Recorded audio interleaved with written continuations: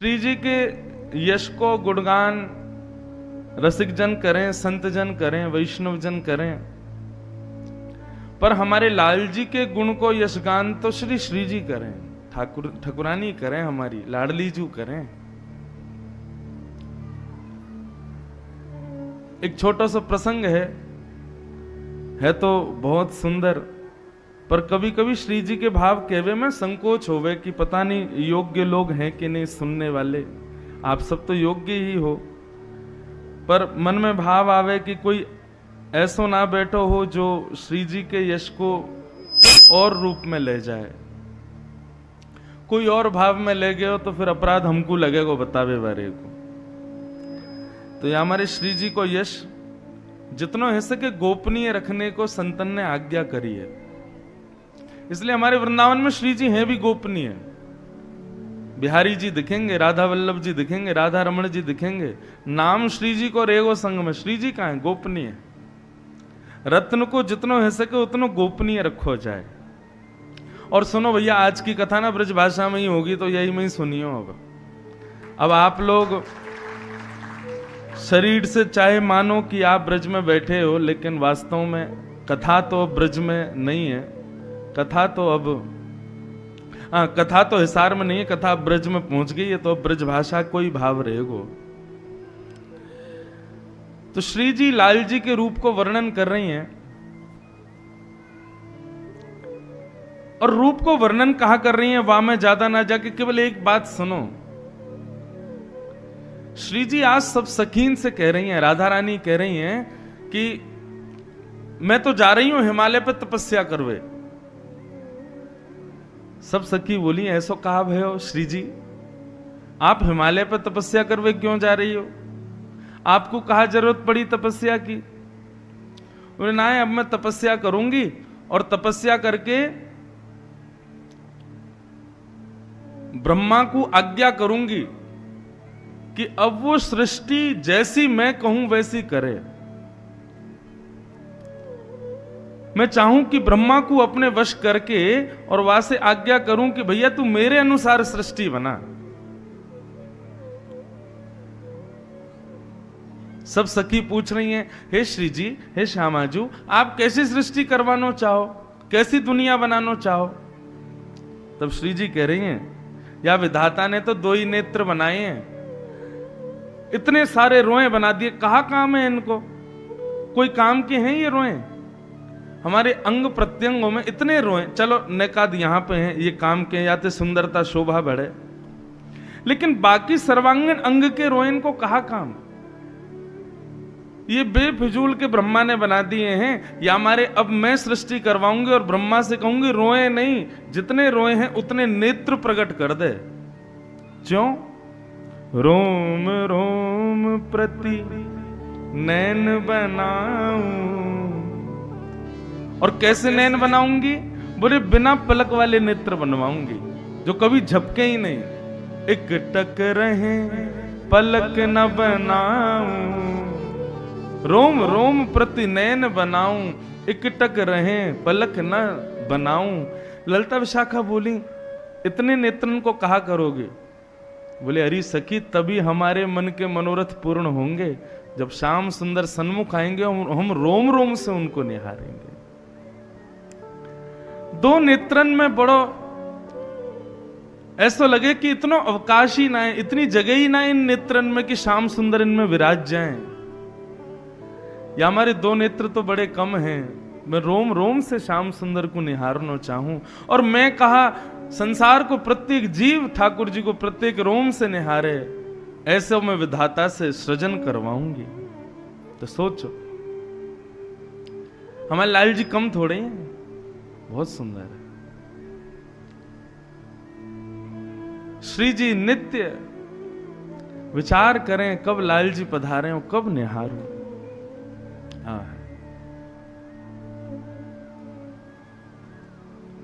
तो आज हमारे लाल जी पधारेंगे कथा में, तो उनको आप देख सको इसलिए ये व्यवस्थाएं की गई हैं। एक तो दो नेत्र दिए विधाता ने, ऊपर से वो भी इतने कमजोर दे दिए कि दो नेत्र और पहनने पड़ते हैं लोगों को। उसके बाद भी हमारे लाल जी नहीं दिखेंगे आपको 4-4 नेत्रों से भी,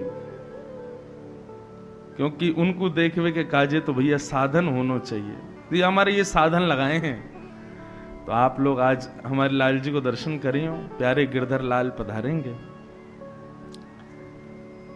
अभी गौचारण करने गए इसलिए यहां नहीं है, जब गौचारण करके आ जाएंगे, गोवर्धन लीला प्रारंभ होगी तब पधारेंगे। ये ठाकुर जी को समय गौचारण को है, पूरे ब्रज में भी सब मंदिर बंद रहे यहाँ समय, तो लाल जी गौचारण करवे गए, जैसे ही आ जाएंगे फिर आपको दर्शन देंगे। तो आओ आज के मंगल कथा में प्रवेश करें। कल बड़े प्रेम और भाव से हम आप सब लोग नंदोत्सव मना रहे थे। नंदस्त्वात्मज उत्पन्ने जाताह्लादो महामना आहूय विप्रान वेदज्ञान स्नातः शुचिरलंकृत वाचयित्वा स्वस्तेनं जातकर्मात्मजस्य वै कारयामास विधिवत् पितृदेवार्चनम तथा। नंद जी के आत्मज उत्पन्न भयो है, नंद जी के लाला भयो है। सब ब्रजवासी इतने मगन हैं, इतने आनंद में हैं। बंधुओं, ब्रजवासी के आनंद की कहां बखान करूं मैं। केवल इतना समझ लो, जब घर में कोई बालक जन्म ले तो जितनी प्रसन्नता वह परिवार के सब सदस्यों की रहे, उतनी प्रसन्नता पूरे ब्रजमंडल को हो रही है। जैसे कोई पिता और मां अपने पुत्र को जन्म देके प्रसन्न होवे, ऐसी प्रसन्नता पूरे ब्रज को हो रही है। सबन को यही लग रहा हमारे लाला भयो है।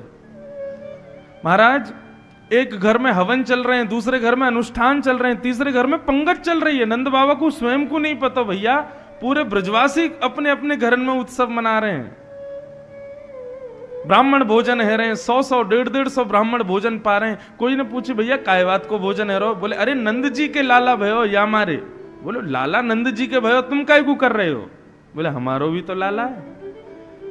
ब्रजवासीन को नेको ये बात नहीं लग रही है कि नंद और यशोदा कोई लाला है। सबन को इतनो आनंद है रहो, सब अपने लाला के समान लाल जी को उत्सव कर रहे हैं। हमारे ठाकुर जी हैं ही ऐसे। आज कोई भी वृंदावन जाए, वल्लभ जी को देखे, राधा रमण जी को देखे, श्री कुंज बिहारी जी को देखे, वाकई मन में ही भावना आवेगी ना, ये ठाकुर जी हमारे ना है। सबन को ये लगे ये तो हमारे ही हैं, ये तो हमको ही देख रहे हैं, हमको ही बुलाया हो इनने। लाल जी को स्वरूप ही ऐसा है कि सबन को लगे वे उनके हैं, और केवल लगे ना है बंधु, वास्तविक में ठाकुर जी सबन के ही हैं।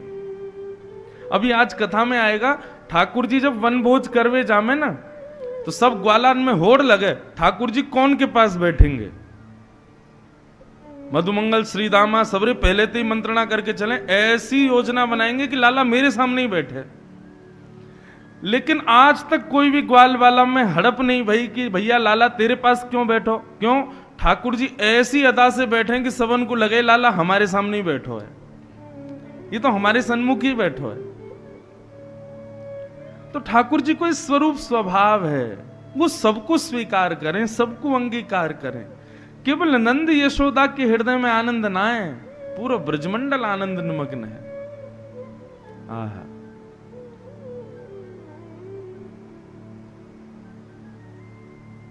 अवाद्यन्त विचित्राणि वादित्राणि महोत्सवे।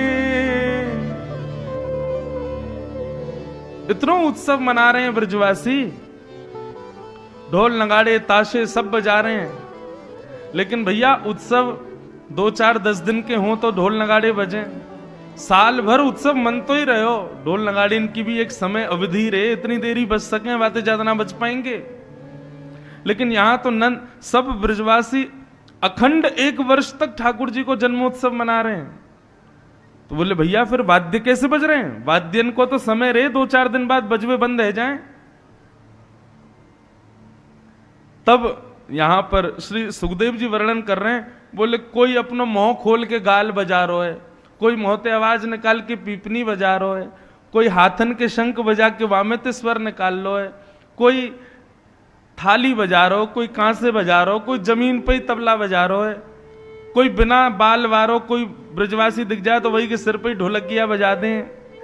ऐसे सब ब्रजवासी आनंद कर रहे हैं, विचित्र विचित्र वाद्य बजा रहे हैं और सब गा रहे हैं, नंद घर आनंद भयो जय कन्हैया लाल की, हाथी दीने घोड़ा दीने और दीनी पाल की।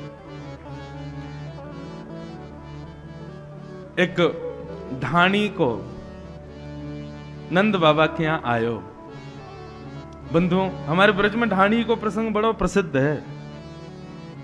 अब तो ना हमें, लेकिन पहले ऐसी भावना है कि पहले कोई के घर बालक होवे तो ढाणी के जामेंगे और मुंह मांगी दक्षिणा लेके आवेंगे, और हर घर के ढाणी के अलग अलग रहे।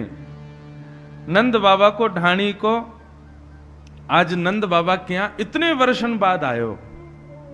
कितने वर्षन बाद आयो? बोले पहले आयो ही ना कभी, क्यों? नंद बाबा के बालक ही ना भयो, पहली बार भयो है। पहली बार नंद बाबा के ढाणी के को अवसर मिलो है कछु मांगवे को। अब बंधु, आज से जो कथा है ना, अब ज्ञान वैराग्य सब हाथ जोड़ के खड़े हैं। अब तो प्रेम की धार बहेगी, यहाँ हमारे भैया बड़े भाव से सुनियो। ज्ञान वैराग्य तो कल है गए सब, अब तो सब नतमस्तक कह के खड़े हैं। यहां पर ज्ञान भी और वैराग्य भी, ये दोनों ग्वाला बन करके ठाकुर जी के नीचे घोड़ा बन गए, ठाकुर जी ऊपर बैठे हैं ज्ञान वैराग्य के। यहां पर कई बातों पे तो विश्वास ही ना होगा कि ये भगवान है। यही तो ब्रजलीला है। ढाणी को आज 80 वर्ष बाद नंद बाबा के लाला भयो और मांगवे गयो है नंद बाबा सो। मेरे मन आनंद भयो, ब्रजराज ही याचन आयो, अपने अपने मन को मतो, कह परिवार सुना। बहुत ध्यान से सुनियो भैया सबरे, इतकू देखो, यहां को देखो सबरे, और ध्यान से सुनो। ढाणी को गयो है नंद बाबा के यहां। नंद बाबा ने जैसी देखी भाई, अच्छा नंद बाबा की स्थिति कैसी है? कोई जानकार आ जाए या कोई अनजान आ जाए, सबन को हृदय से लगा रहे हैं। और भैया इतनो दान कर रहे हैं, इतनो दान कर रहे हैं नंद बाबा, नेको विचार नहीं कर रहे। मैं अपनी कथान में कहे करूं भैया, ठाकुर जी जीवन में आएंगे ना तो संग्रह की स्थिति चली जाएगी। ठाकुर जी जीवन में आएंगे तो फिर जो मिलेगा वो ले भैया जाऊ इधर ले भैया ले मेरा फोन ले जा, तू ले मेरी चेन ले, ये धर ले भैया इनको भी ले जा। जब आनंद उत्सव बनता है तो संग्रह की स्थिति नहीं होती, देने का मन होता है। दादी दादा को कोई खुशखबरी जाके सुना दे तो दादी दादा कई घरों के बड़े प्रसन्न हो जाते हैं। अरे तेने ऐसी बढ़िया खबर सुनाई, ले मेरे सोने के कंगन तू ही रख ले इन्हें। लेकिन बंधुओं, जब कृष्ण जीवन में आएंगे ना तो संग्रह की स्थिति खत्म हो जाएगी। मैं कुछ भी रखूं या मेरे पास कुछ रहे, ऐसा आपका भाव रहेगा ही नहीं। मैं कितना दे दूं, क्या क्या दे दूं, ऐसी स्थिति हो जाएगी। नंद बाबा की ऐसी स्थिति हो गई है। कल हमने राम जी के विषय में भी बताया ना, ठाकुर जी ने सब दान कर दिया ब्राह्मणन को, ऐसे ही नंद बाबा भी सब लुटाते ही जा रहे हैं। लेकिन महाराज स्वयं श्री कृष्ण पधारे हैं तो लक्ष्मी जी आके विराजमान हो गई नंद बाबा के तय खाने में। नंद बाबा जितनों लुटा रहे हैं उतनों दुगनों है तो जा रहा हो उनके यहां। ब्रजवासी इनकी स्थिति बताई। ब्रजवासी भी कल आप यहां तो खैर लुटामन भई नहीं और करी नहीं, बढ़िया भयो, नहीं तो एक दूसरे पे गिर जाते। लेकिन ब्रज की स्थिति कैसी? नंद बाबा लुटा रहे हैं और ब्रजवासी लूट रहे हैं, और लूट के जैसी स्थिति नंद बाबा की वैसी ब्रजवासी पीछे लुटा रहे हैं। कोई अपने पास रखना है। नंद बाबा 9 लखा के हार, 16 लखा के हारन को, सोने चांदीन को अटारीन से खड़े है करके लुटा रहे हैं, और ब्रजवासी अपने अपने पल्लून में भर भर के लूट रहे हैं, और लूट के वे भी आगे को लुटा रहे हैं। कोई के मन में ये भाव नहीं किया कि हम धर लें, अपने घर ले जाके रखे आए। सब ब्रजवासी ऐसे है गए। आज ढाणी को आयो है नंद बाबा से मांगवे। नंद बाबा ने जैसे ही ढाणी के को देखो अपने हृदय से लगा लियो, अरे भैया आज 80 वर्ष बाद तेरे मनोरथ पूरे हुए वारे, चूक मत जाइयो। आज इतनो मांगियो इतनो मांगियो इतनो मांगियो कि मैं देते देते हार जाऊं, तू मांगते मैं थकियो मत। ढाणी के को बोलो, पहले तो आपको बधाई, आपके घर लाला भयो है, मैं आपके लाला को आशीर्वाद देवे आयो, मेरे परिवार के सब लोगों ने आशीष भेजो है, आपकी आज्ञा हो तो मैं सुना दूं। नंद बाबा बोले हाँ भैया सुना। यशोदा मैया भी आके खड़ी है गई। अब ढाणी के को आशीर्वाद दे रहो, इनको काम यही है, आशीर्वाद देनो और बदले में दान लेनो। मेरे मन आनंद भयो, ब्रजराज ही याचन आयो, अपने अपने मन को मतो, कह परिवार सुनायो। मैं आपके लाला को आशीर्वाद देवे आ रहे हो, इतने में ही मेरो बड़ो भैया आयो, और बड़ो भैया आके बोलो कहाँ जा रहे हो भैया? मैंने कही नंद बाबा के लाला भयो, हमारे यजमान के लाला भयो, आशीर्वाद देवे जा रहा हूं, तो मेरे भैया ने आपके लाला को आशीर्वाद भेजो है और बदले में कछु दान मांगो है बाबा। नंद बाबा बोले बता कहाँ मांगो है? तेरे तात कहो समुझाए राय सो, जाए शीशा दीजे, और 200 भैंस दूध मन मन की, मेरे काजे लीजे। मेरे भैया ने आपके लाला को आशीर्वाद दियो और आशीर्वाद के बदले 200 भैंस, और कैसी भैंस? एक भैंस के नीचे 1 मन दूध होना चाहिए, मतलब एक समय में 1 मन दूध दे ऐसी भैंस दो। नंद बाबा बोले लाला ये गोकुल है, यहां भैंस ना हुए करें, भैंस लेनी है तो हिसार जाओ, ब्रज में भैंस कहां? और भैया हम भैंसन की सेवा ना करें, हम तो गैयान की सेवा करें। गैया चाहे जितनी मांग ले, अब तू 200 भैंस कह रहा कहां से लाऊंगो?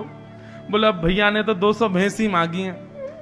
अरे मुनीम सुन, भैया या के काजे 200 भैंस कहीं तो मगवा भिजवा या के यहां 200 भैंस, और कैसी भैंस? ऐसी नहीं, 1-1 मन दूध हो प्रत्येक भैंस के नीचे। नंद बाबा बोले अच्छा एक बात बता, भैंस तो मैं दे रहा हूं, इतने दूध को करेगो कहते रहो भैया? अच्छा बंधुओं, प्राचीन काल में ठाकुर जी के समय में व्यापार क्या था? ये गौरस का ही व्यापार करते थे सब लोग, घी मक्खन दूध दही, ब्रजवासियों का यही व्यापार था। बोले जरूर कछु व्यापार करेगो, यही हमारे मांग रहोगो। ठीक है भैया देंगे 200 भैंस, और बताओ और क्या चाहिए? ता पाछे आछे समुझायो, तिनके जेठे भैया। मैं अपने बड़े भैया की बात सुन के आने लगो, इतने में मेरो मजलो भैया आयो, और मजले भैया ने आकर के भी आपके लाला को अनंत आशीर्वाद दियो, लेकिन बदले में कहां मांगो है? उनके काजे दीजो बाबा, सुभग 700 गैया। बड़े भैया को 200 भैंस, मजले भैया को 700 गैया, 900 तो यही है गए, गिनते जाइयो। ये तो केवल एक व्यक्ति को दान दियो जा रहा है, ऐसे लाखों लोग आए हैं ब्रजमंडल में जिनको नंद बाबा दे रहे हैं। मेरे मजले भैया को 700 गैया चाहिए आपके लाला के हैवे के आनंद में। नंद बाबा बोले भैया देंगे, 200 भैंस देंगे, 700 गैया देंगे, और बता और क्या चाहिए? नंद बाबा बोले मैं सबकी बात मान के आन लगो, इतने में ही मेरो बेटा आ गयो। और वाने कहा कहिए, मेरो बेटा बड़ो सुखदाई, तैसे ही वाके साथी, वाके काजे दीजो बाबा, मत मदा तो हाथी। मेरो बेटा अपने सब सखान के संग पूरे ब्रज में घर घर जाकर के बधाई देनो चाहे, लेकिन वाक्य नहीं हम उससे कह रहा हूं कि नंद बाबा से हाथी लेके आई हूं, हाथी पे अपने सब सखान के संग बैठ के जाऊंगा, और जो मोते पूछोगे अरे भैया हाथी कहाँ ते लायो, तो सबन को बताएंगे नंद के घर आनंद भयो है, और वहीं तो ये हाथी दीने घोड़ा दीने और दीनी पाल की वहीं ते हाथी मिलो है। सब जगह यश गाऊंगा नंद बाबा को हाथी पे बैठ के, मेरे काजे हाथी लइयो। नंद बाबा बोले देंगे भैया, तेरे बेटा को हाथी देंगे, और बताओ और क्या चाहिए। बोले बड़े बेटा के काजे हाथी, और छोटो बेटा भी आ गए, बोले भैया बाबा मुंह को भी कछु लेके आओ। मैंने कि बता भैया कहा चाहिए। छोटो सुत चंचल अति मेरो, लाड़ चाव को जोड़ा, वाके काजे दीजो बाबा, 10 है राशि घोड़ा। बड़े बेटा को हाथी और छोटे बेटा को 10 है राशि घोड़ा। नंद बाबा बोले देंगे भैया। कैसे उदार मना है नंद बाबा, एक बार भी मन में यो नहीं आ रही बस भैया बहुत है गई अब बंद कर दे ना, और बताओ और क्या चाहिए। बोले सबकी बात मान करके मैं जैसी आगे बढ़ो, इतने में ही मेरी बड़ी बहू आ गई। बेटा बधू लाज तज मोसो, घूंघट मुख दे बोली। मेरी बहू ने लाज करके घूंघट में ते बोली, मैं जब ते मेरो ब्याह भयो है, मेरो ब्याह भयो तो सब जगह बड़ी चर्चा भई कि आपके यजमान नंद बाबा हैं, पर आज तक कभी नंद बाबा को कोई सुख तो हमको प्राप्त भयो नहीं, पहली बार नंद बाबा के लाला भयो है। मैं उनकी भी बहू हूं, मेरे काजे कहा लाओगे। बोले बता बेटा कहा चाहिए। बोले नख सिख सो गहनों सब ले हो, तीहर से ती चोली। पैर के अंगूठा ते लेके सिर तक जितने भी गहने हो मैं सब सोने में मड़वा के मेरे काजे लेके आई हूं। मतलब पैरन की पायल, कोंदनी, गले के हार, हाथ के बाजूबंद, कड़ूला, कानन के और जो मैं सब लेके आई हूं मेरे काजे। नंद बाबा तो खुश है गए, बोले बारे भैया ढाणी के, तेरी बहू हमारी बहू है, निश्चित देंगे। हाँ भाई मुनीम जी सब लिखते जाइयो। बोले सब लिखते जा रहा हूं। मैं सबकी बात मान के आन लगो, इतने में ही एक बेटी और है मेरी। बेटी एक लाडली मेरी, चलत आए भई ठाड़ी। भयाना भयो भी वाको, वाके काजे छोरा देख रहे हूं। आके मुझे बोली बाबा नंद बाबा के लाला भयो है, मेरी तरफ से खूब आशीर्वाद दियो, लेकिन मेरो मने मैं भी चलूं आपके संग। मैंने कि चल बेटा तू भी चल। बोली ऐसे नहीं जाऊंगी। तो फिर कैसे जाएगी। बोले नंद बाबा से कहो सहित कहार पालकी ले हो, सोजो भरियो गाड़ी। नंद बाबा से 4 कहार और एक सुंदर सोने की पालकी लेके आओ, वहां मैं बैठ के जाऊंगी लाला से मिलवे। अब तो नंद बाबा इतने खुश है गए, बोले निश्चित देंगे। अरे तेरे लाली के काजे व्यवस्था करवाएंगे, और सुन वह पालकी को और 4 कहारन को तेरी लाली को ही दे देंगे, वह को जहां जाना हो उन्हीं के संग जाए कर। आहा बेटी की बात मान ली। नंद बाबा बोले कोई बच्चा तो ना घर में, 2 भैया है गए, 2 बेटा है गए, बहू है गई, बेटी है गई, और कोई बच्चा हो तो बता दे। बोले हाँ मेरी एक मैया और है। नंद बाबा बोले अरे एक बात बता तेरी उम्र कितनी है। बोले बाबा मैं है गो 90 वर्ष को। तेरी मैया बहू बैठी है। बोले हाँ 200 वर्ष की है गई है। बागू कहा चाहिए। बोले मैं एक बता रहा हूं सुनो। माता कहो दही धरी आगे, सुन बेटा मेरी सीख। मेरी मैया आई और आकर के बोली कहां जा रहे हो। मैंने कि नंद बाबा के लाला भयो। बोले अरे देवतान को प्रणाम करूं, जैसे तैसे तो अवसर भयो है, नंद बाबा के लाला भयो है, हमारे यजमान के घर लाला, पहली बार मांगवे को अवसर मिलो है। लाला मेरी बात सुन। बोले हाँ ऐसो दान मांगियो नंद सो, हम बहुरी न मांगे भीख। आज ऐसो मांग के आइयो नंद बाबा ते कि लाला फिर जीवन भर मांगनो नहीं पड़े। हमने 80 वर्ष बड़ी प्रतीक्षा करी कि कब ती तो लाला होगो, कभी तो कोई बालक होएगो।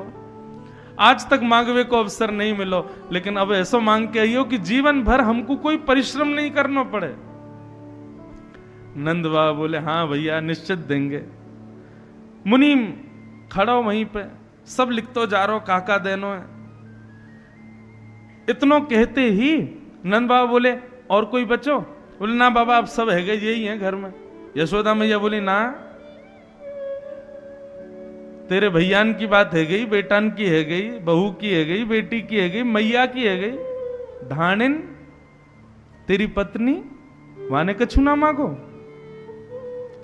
वाकी बात है ते ही ढाणी के नेत्र सजल है गए। बाबा, मैं सबन की बात मान के जैसे आगे बढ़ो ना, तो मेरी पत्नी ने भी कछु कही। यशोदा मैया बोली वाकी पहले बता, वाने कहा मांगो है, मुकु वाकी सुननी है, वाकू कहा चाहिए। ढाणी के ने जब बतायो कि ढाणिन को कहा चाहिए, नंद यशोदा दोनों रुदन करने लगे।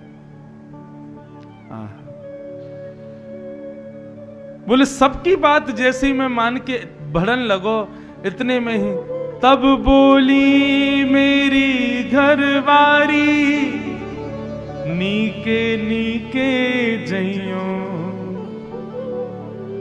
मेरी घरवारी आई, सबकी बात सुन के जैसे ही मैं आगे बढ़ो, एकांत में आके मुझसे बोली, मैं बहुत देर से देख रही हूं, कोई 200 भैंस मांग रहा हो, कोई 700 गैया, कोई हाथी मांग रहा हो, कोई पालकी मांग रहा है, और कोई कछु कह रहा हो, कोई कछु कह रहा है। अरे नंद बाबा के लाला भयो है, कोई लक्ष्मी प्रकट ना भैया कि लूट में जा रहे हो उन्हें। थोड़ो दें बहुत कर मानो, पर लाज राख घर आई।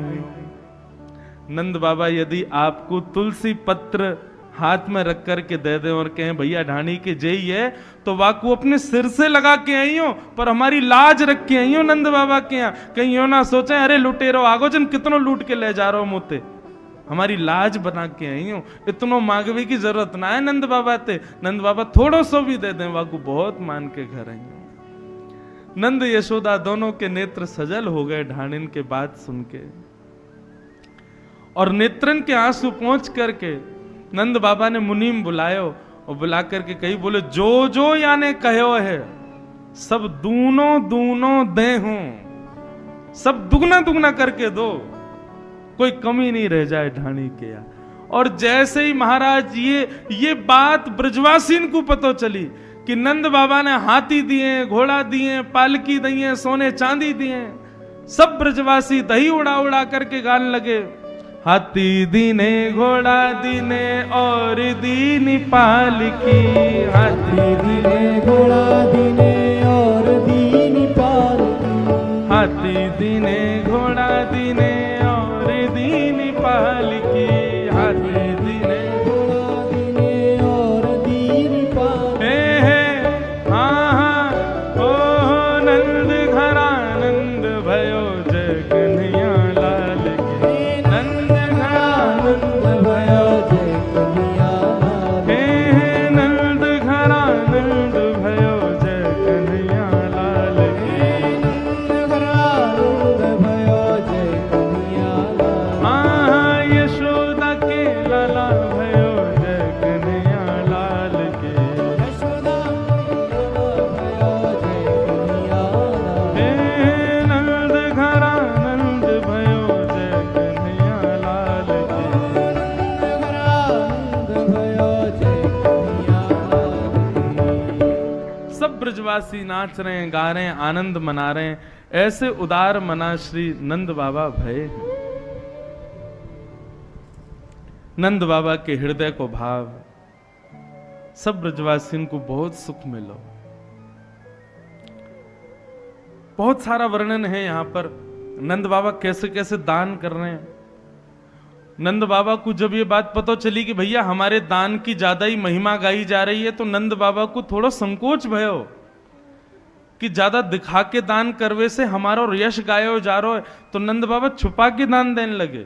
ब्राह्मणन को बुलायो, और ब्राह्मणन को बुला के कोई को गेहूं के पहाड़ से बना के थाली में दे दिए, कोई को तिल के पहाड़ बना के दे दिए। ब्राह्मण बोले बाबा या तो बढ़िया तो दक्षिणा ही दे दो, कहा गेहूं तिल आदि सब दे रहे हो। नंद बाबा बोले अब भैया यही है, हम पे सब खत्म है गए। ब्राह्मण के हृदय बड़े उदास है गए।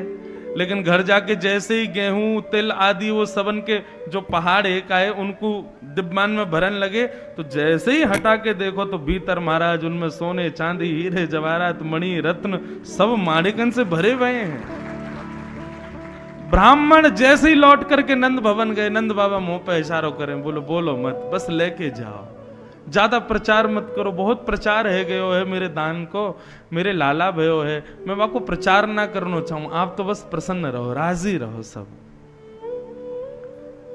बंधुओं, हमारे पूज्य नाना जी कहते थे, लाला कृष्ण जीवन में आएंगे तो वाको ये प्रमाण है नंद बाबा को हृदय ऐसा है जाएगो।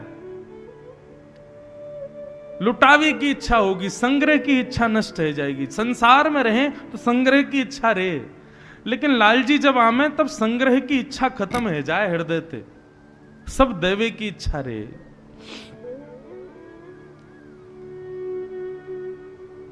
एक, लालजी आएंगे तो संग्रह की इच्छा खत्म। दूसरा, लालजी यदि जीवन में आएंगे ना बंधुओं तो देहाभिमान शून्य हो जाओगे। कब भोजन करना है, कब जलपान करना है, सोना भी है, आराम करना है, उठना है, बाल काटने हैं, ऐसे कपड़े पहनने, ये सब सुध भी नहीं रहेगी। अगर इतनी भी सुध है तो भी यही समझो कि लाल जी अभी पधारे नहीं, इनको भी भाव नहीं रहे होगा। हमारे वृंदावन में श्री भगवत रसिक जी महाराज को प्रसंग आवे, श्री बिहारिन देव जी यमुना जी के तट पे गए, सुबह सुबह ब्रह्म मुहूर्त में बिहारी जी की निधिवन राज में सेवा करते श्री बिहारिन देव जी, स्वामी श्री हरदास जी के अनन्य शिष्य भय। नित्य अपने हाथन से इत्र लगानो, अपने हाथन से पोशाक पहनानी, अपने हाथन से श्री बिहारी जी को मुकुट धारण करानो, इतनी समीप की सेवा करते और फिर सेवा के संग संग सत्संग भी करते। एक बात और ध्यान रखना बंधुओं, घर में सेवा विराज रही है ठाकुर जी की और आप सेवा में बहुत समय व्यतीत करते हैं लेकिन सत्संग नहीं श्रवण करते, तो भी आपके हृदय में वो प्रेम नहीं आ पाएगा जो प्रेम आना चाहिए। सत्संग तो निरंतर जरूरी है जीवन में, चाहे आप सेवा करो, चाहे संत सेवा करो, चाहे तीर्थ जाओ, चाहे कुछ भी करो, कितने भी अनुष्ठान करो, आप कथा को तो प्रायोरिटी देना प्रारंभ कर दीजिए।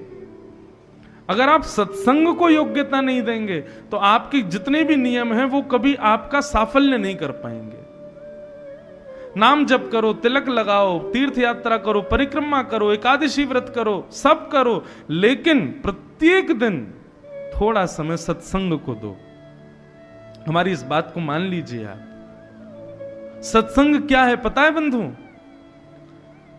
श्रीमद् भागवत की कथा जब आप सुनते हैं, सत्संग जब आप सुनते हैं, किसी संत को जब आप सुनते हैं, किसी वैष्णव को जब आप सुनते हैं, तो ठाकुर जी प्रविष्ट कंद्र रंध्रेण, ठाकुर जी शब्द बनकर के सुनने वाले के कान से भीतर प्रवेश करते हैं। और ठाकुर जी जैसे ही प्रवेश करते हैं तो क्या होता है, हृदय की जितनी मलिनता होती है सब अपने आप नष्ट हो जाती है। हिसार की सड़कें वैसे तो बहुत सुंदर है, हिसार आपका बड़ा साफ सुथरा है, पर आप चाहो कि भाई ये रोड नहीं बन रही, ये सड़क खराब है, इसको हम ठीक करवाएं, आपके चाहने से नहीं होगा। लेकिन कल ही प्रधानमंत्री का कोई क्रम बन जाए कि उनको इस रोड से जाना, सब अपने आप बन जाएंगे। रात रात में महाराज चमाचम हो जाएगा पूरा। क्यों? प्रधानमंत्री आ रहे हैं। ठीक वैसे ही ये कथा जो है ना, दर्शन से नेत्रों से ठाकुर जी प्रविष्ट होते हैं, प्रसाद में मुख से ठाकुर जी प्रविष्ट होते हैं, परंतु इन सब में ठाकुर जी मूल रूप धारण करके आते होंगे ये जरूरी नहीं, पर कथा में तो साक्षात शब्द ब्रह्म श्री कृष्ण आपके कानों से भीतर प्रवेश करेंगे और मन की जितनी मलिनता है, जितने दोष हैं, सबको स्वतः नाश कर देंगे। इसलिए नित्य भैया सत्संग को समय जरूर दो। आजकल तो इतने आधुनिक यंत्र हैं सबके पास, उसका सदुपयोग करो। अपने पूरे 12, 13, 15 घंटे जितनी देर आप उठते हैं उसमें एक क्रम बनाओ, इतनी देर मुझे सत्संग सुनना ही सुनना है, चाहे किसी का भी सुनो। कोई वाद्य नहीं है आप, हमारा तो सबसे पीछे ही रखो। और इतने बड़े बड़े वैष्णव हमारे संत वृंदावन के हैं, सबका वचनामृत जरूर सुनो। आप हमें याद करेंगे। 10 दिन भी आपने ये नियम का पालन कर लिया, 10 दिन के भीतर आप बदलाव देख लेना अपने भीतर। कैसी योग्यताएं प्रकट होंगी। कथा को प्रधानता दो, सत्संग को प्रधानता दो। बाकी नियमों में भले ही कटौती हो जाए, लेकिन कथा में कभी कटौती नहीं होनी चाहिए, सत्संग में कभी कटौती ना हो। सेवा ठाकुर जी की एक दिन भले ही कमजोर कर लो, कम श्रृंगार धरा दो, सादा भोग लगा दो, कोई बात नहीं, ठाकुर जी रुचि है उसमें, लेकिन कथा जरूर सुनो। हम सेवा में हैं, हम ठाकुर जी का भोग बना रहे हैं, कथा नहीं सुन पा रहे, ऐसा क्रम नहीं। सत्संग तो निश्चित सुनो। तो ठाकुर जी जब जीवन में आएंगे तो संग्रह की स्थिति नहीं रहेगी। ठाकुर जी जब जीवन में आएंगे तो देहाभिमान शून्य हो जाएंगे, देह की सुध भी नहीं रहेगी। अभी सुध रहती है कि ये पहनना है, ये खाना है, ऐसे जाना है, ये करना है, लेकिन जब ठाकुर जी आ जाएंगे ना तो अपने आप ही सोबर हो जाओगे, सिंपल हो जाओगे, ज्यादा स्वयं को निखारने का मन नहीं होगा। जिन भेषा मारो सांवरो रीझे, जिन भेषा राधा रमण जुरीझे, मैं सोही भेष धरूंगी, मैं सोही भेष धरूंगी हो।